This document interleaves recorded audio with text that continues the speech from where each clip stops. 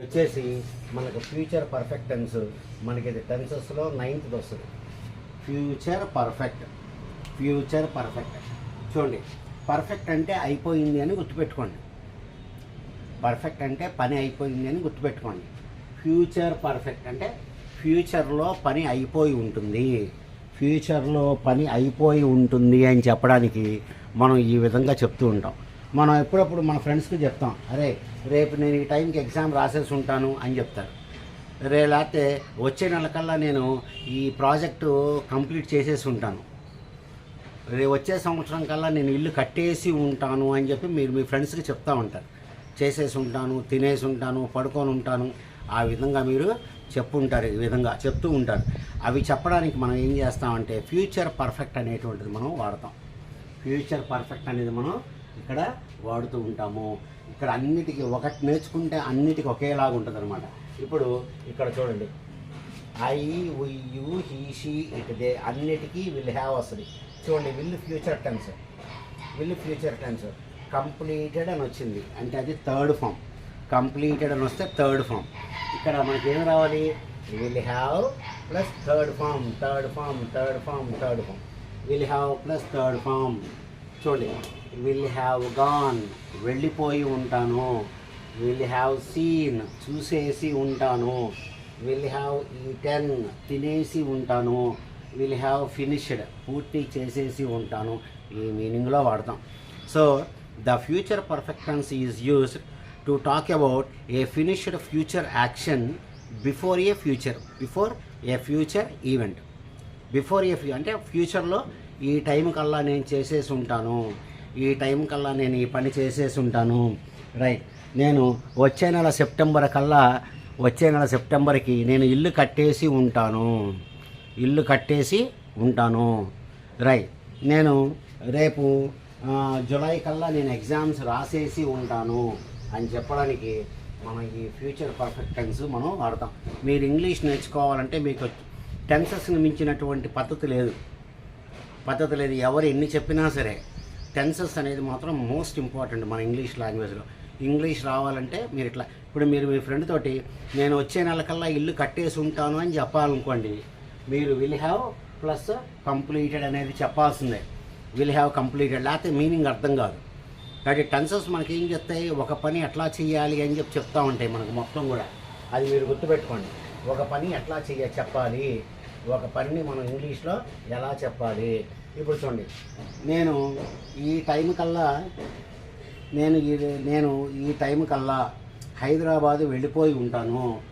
I will have, ఇది common అన్నిటికీ. I will have వెళ్ళిపోవడాన్ని ఏమంటామండి? రీచ్డ్ అంటాం. I will have reached Hyderabad by this time tomorrow. అది కాబట్టి ఫ్యూచర్లో ఒక పని అయిపోయి ఉంటుంది అని చెప్పడానికి వాడతాం. చూడండి, ఇది కామన్. I will have reached, third form వచ్చింది. I will have reached Hyderabad by this time tomorrow. Right, అతను మార్చి కల్లా ప్రాజెక్ట్ ఫినిష్ చేసి ఉంటాడు. He will have finished the project work by March 25. March 25 కల్లా అతను ఆ ప్రాజెక్టు ఫినిష్ చేసేసి ఉంటాడు. ఈ ప్రాజెక్ట్ అతనికి కంప్లీట్ అయిపోయి ఉంటుంది అని చెప్పడానికి మనం ఈ ఫ్యూచర్ టెన్స్ వాడతాం. కాబట్టి ఫ్యూచర్ టెన్స్ అంటే విల్లు రావాలి, పర్ఫెక్ట్ టెన్స్ అంటే మనకి థర్డ్ ఫామ్ కూడా ఇక్కడ రావాలన్నమాట.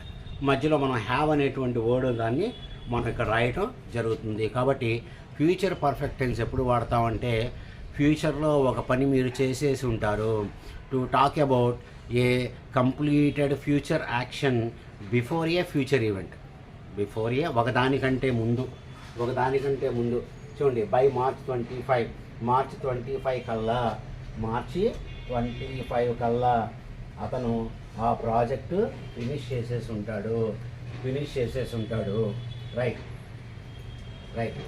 ఇప్పుడు చూడండి, అతను సెప్టెంబర్ కల్లా ఇల్లు కట్టేసి ఉంటాడు. అతను సెప్టెంబర్ కల్లా ఇల్లు కట్టేసి ఉంటాడు. కాబట్టి అతను హీ వచ్చినప్పుడు విల్ హ్యావ్ రావాలిగా. హీ విల్ హ్యావ్ పూర్తి చేసేసి ఉంటాడు. పూర్తి చేయడానికి కంప్లీట్ అంటాంగా. He will have completed the construction. He will have completed the construction by June 25. June 25 కల్లా, బై జూన్ 25 అంటే జూన్ 25 కల్లా అతను ఇల్లు కంప్లీట్ చేసేసి ఉంటాడు, ఇల్లు కట్టడం పూర్తి చేసేసి ఉంటాడు అని చెప్పి మనం చెప్తాం అనమాట. రైట్. రేపు మేము ఈ టైం కల్లా భోజనం చేసేసి ఉంటాము. మేము భోజనం చేసేసి ఉంటాము.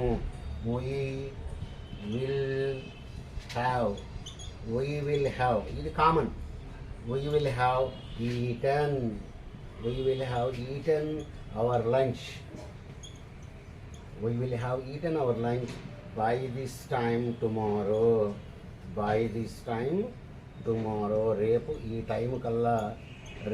టైం కల్లా మేము భోజనం చేసేసి ఉంటాము అని చెప్పి మనం చెప్తాం అనమాట. Okay, right. అతను మార్చి 25 కల్లా 3 సంవత్సరాలు కంప్లీట్ అయిపోయి ఉంటాయి. కంప్లీట్ చేసేసి ఉంటాడు, 3 సంవత్సరాలు కంప్లీట్ చేసేసి ఉంటాడు. He will have completed. ఇది మనకి ఇంపార్టెంట్. ఇక్కడ విల్ హ్యావ్ వచ్చింది, మనకి కంప్లీటెడ్ వచ్చింది. He will have completed 3 years of service. అయితే 3 years by July 25. జూలై 25 కల్లా అతను 3 సంవత్సరాలు కంప్లీట్ చేసేసి ఉంటాడు. ఈ విధంగా మనం కొన్ని లక్షల సెంటెన్సెస్ మనం రాయొచ్చు. రైట్. నేను రేపు 3 కల్లా అతనితో మాట్లాడి ఉంటాను. నేను I will have talked to him. I will have talked to him by 3 o'clock tomorrow. 3 o'clock tomorrow. రేపు 3 కల్లా నేను అతనితో మాట్లాడి ఉంటాము. రైట్. ఆవిడ వచ్చే నెల కల్లా ఒక పిల్లవాడికి జన్మ ఇచ్చి ఉంటుంది. పిల్లవాడు పుట్టి ఉంటాడు. ఆమె పిల్లవాడికి జన్మ ఇచ్చి ఉంటుంది. చెప్పండి తర్వాత. She will have given birth. She will have given birth to a baby. by next month. వచ్చే నెలలోపు ఆవిడ ఒక పిల్లవాడికి జన్మనిచ్చి ఉంటుంది. కానీ ఈ విధంగా మనం టెన్సెస్ నేర్చుకుంటే చూడండి, నేను ఎన్ని మాటలు తెలుగు మాటలు నేను ఇంగ్లీష్లోకి రాశాను. అది టెన్సెస్లో ఉండే గొప్పదనం. ఈ టెన్సెస్ మీకు తెలియదు అనుకోండి, మీరు ఎట్లా రాస్తారు? ప్రతిదానికి అనుమానం వస్తుంది, ఇది ఎట్లా రాయాలి. కాబట్టి టెన్సెస్ మనకేం చెప్తాయి అంటే ఒక వాక్యాన్ని ఎలాగా రాయాలి. ఈ విధంగా మనం చెప్పడానికి ఫ్యూచర్ పర్ఫెక్ట్ అనేది మనం ఇక్కడ రాస్తాం.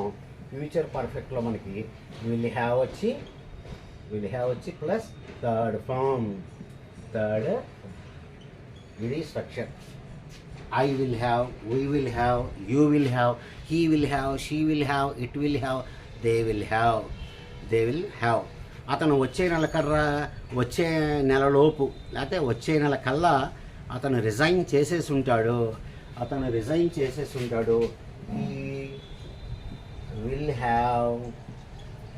he will have resigned the job. He will have resigned the job before March 25. So he will have resigned the job before March, లేకపోతే by March 25. ఏదన్నా మనకి మీనింగ్ అదే. మార్చిలో అతను రిజైన్ చేసేసి ఉంటాడు.